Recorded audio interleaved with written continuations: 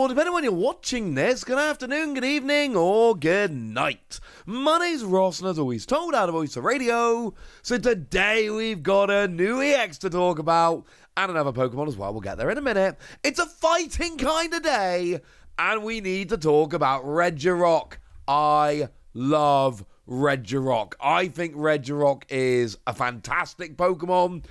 Absolutely one of my favorite legendary Pokemon. I once played a deck. I say once. I spent a couple of months only playing a deck, which was this for promo Regirock and no other Pokemon. I had a good run with it. I adored it. Regirock always gets the love, which is weird. But we had Regirock EX back in the day, back in Fates Collide. And of course we had Regirock V in Sword and Shield base. Well, now we've got a new Regirock EX, little e, little x. Is it any good? The answer is, I'm not sure. Now, starting off, we've got 230 HP on a basic, which is on the higher end, which is fine. Generally what we see is kind of 220, 230 is a nice bonus. And we've got an attack that for a single colourless energy attaches up to 2 basic fighting energy from your discard pile to this Pokemon. And here's the problem. I've long said about attacks like this, you're accelerating energy to your active Pokemon and then sitting in the active to take a hit. You attach the energy to Regirock, but that's your attack for the turn. So then you're sitting in the active waiting to take a hit, and that's a bit of a problem. Now, let's say you're against Badoo, for instance, who will actually hit you for weakness and do 20. It's not the end of the world, because Badoo's going to sit there stopping you playing item cards, which might actually hurt you getting energy into the discard to accelerate, to be fair. But generally speaking, you can sit and let Badoo hit you and accelerate energy and you're fine. But against a lot of decks, you're going to sit there and take a decent hit in the active, and that's going to be a little bit of a problem. Also, very much worth pointing out, you do have to get the energy in the discard. So in theory, go second, turn 1, 2 energy in the discard, end your first turn with 3 energy on Regirock. Yay! But also, there is absolutely a possibility here that what actually happens is you just go, oh, yeah, I don't have 2 energy in the discard. Or you get the energy in the discard, yay, you accelerate the energy, you get hit really hard and maybe even KO'd, and you're like, well, what was the point of that? Yeah. Sorry, ladies and gentlemen. But hey, maybe it's worth it because of the attack. Well, the attack here, what we've got is 4 energy, 140, plus an extra 140 if your opponent's active Pokemon is a Stage 2 Pokemon. And I'm not sure about this either, if I'm honest with you. I don't want to be mean here, but the issue we've got is that against a non-Stage 2, against a basic or a Stage 1, you're only doing 140 damage, which isn't very much. It is especially not very much for 4 energy. Okay. Against a Stage 2, you're hitting 280, but the problem is 280 is not enough. Like, you look at Dragapult, probably the most prominent Stage 2 around right now. 320, you're 40 away.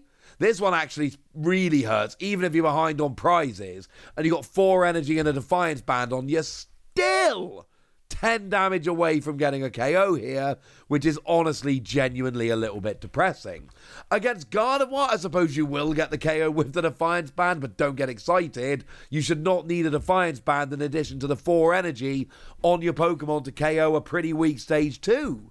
The only really relevant Pokemon around right now that is Stage 2 and has 280 HP is your old friend Pidgeot, who has resistance to fighting, so won't even be KO'd.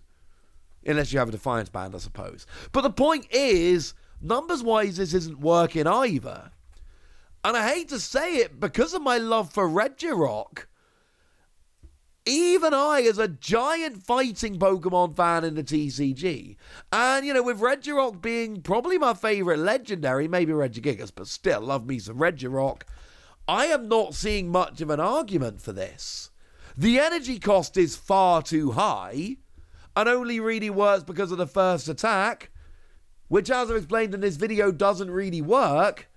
And even where you get the energy on, you're not doing enough damage. So now what?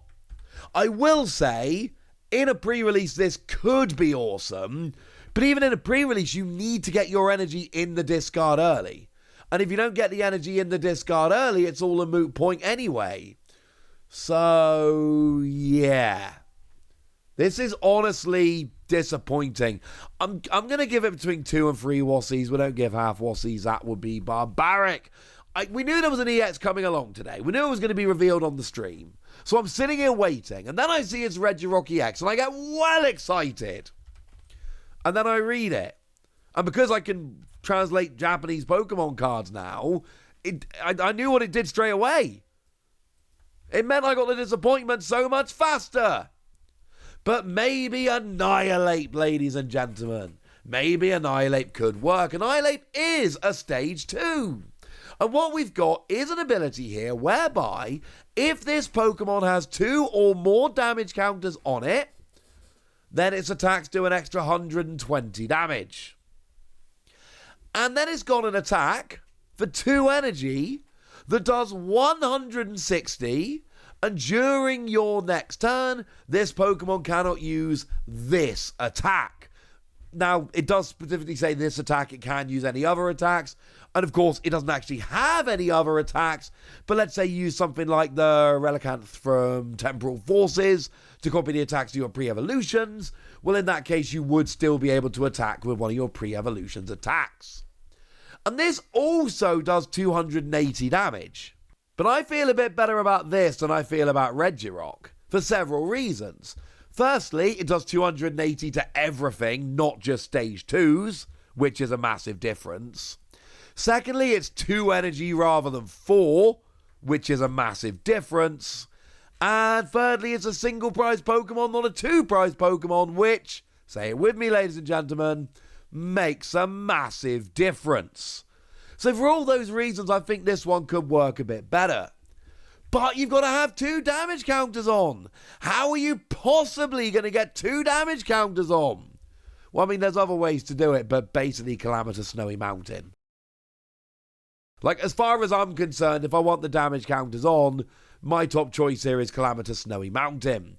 Because this does 2 damage counters when you attach an energy card from your hand to a basic non-water Pokemon. Yes, I am well aware that that means you have to attach the energy before you evolve up when you're still a basic. I'm totally alright with this. I have no real qualms about this. This doesn't actually worry me very much at all. So I'm alright with that. You could also play around with, for instance, Frostlass. That would work. It puts damage counters on Pokemon with abilities during Pokemon checkup. So that is an option. The problem with Frostlass is you don't actually have an ability until you evolve up. And then you've got to wait. You get 1 damage counter at the end of your turn during Pokemon checkup. And then 1 at the end of your opponent's turn. And then it comes back to you. But it's the turn after you've evolved up into it that you actually get to use the ability, which I'm just going to go on a limb and say I don't think is good enough. So yes, Frostlass is an option. No, I don't particularly love it. Similarly, you could use a bit of a poison package here, as people are wont to do. And then you've got Brute Bonnet, which will put poison on, which is lovely. And then, of course, you even get access to stuff like Binding Mochi, which turns that 280 into 320, which is a very relevant number. And then Poison will click in as well to potentially one-hit KO anything.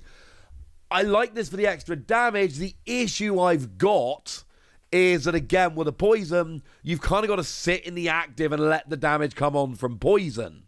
So I'm not saying don't play the Poison package, but I am saying if I've got to Poison myself and then sit in the active, wait for it to tick over to my opponent. No! No, I don't like that at all, ladies and gentlemen. I don't like that at all. I really do think, in terms of getting the damage on here, the best option is Calamitous Snowy Mountain.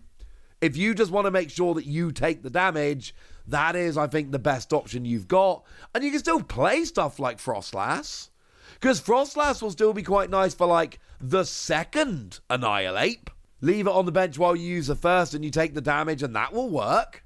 The poison package is still fun, and a lot of people are playing it.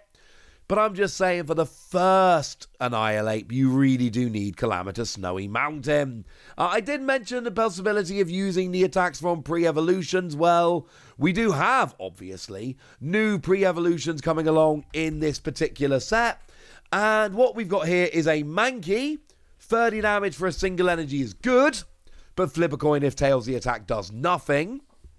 And then we've got a Primeape here that lets you choose one of your opponent's bench Pokemon, you drag it into the active, and then you do 30 to it when it is the new active Pokemon. And I gotta mention, we do obviously have an Annihilape EX. That totally exists. We got that one back as a Scarlet and Violet promo, lets you put 12 damage counters on it, and do 20 damage for each damage counter you placed in this way. Or even we've got the Annihilape with Rage Fist from, well, originally came around at least, in Scarlet and Violet base, that does 70 damage for each prize card your opponent has taken. Which, incidentally, late game, phenomenal attack. Really, really good attack. It's not good in the early game, but as the game goes on, it's great. Or even the Annihilape that came around in Surging Sparks, that for 2 energy KOs it and the other active Pokemon. Which honestly could be really useful if you're against a Pokemon. You know, you've got 2 prizes remaining, your opponent's got 2 prizes remaining. Whack this active, KO this, and your opponent's active EX. Boom, you win the game. So I do like that we've got a bunch of other Annihilape with which to combine it. I think this one's got at least a little bit of potential, but I do mean a little bit of potential. Let's go ahead and give it 3 Wassies. Nice, ordinary, everyday, run-of-the-mill 3 Wassies. So there we go. Couple new fighting Pokemon from Glory of Team Rocket as promised, and now it's over to you guys. Let me know what you think about these in the comment section. Go nuts! Be nice!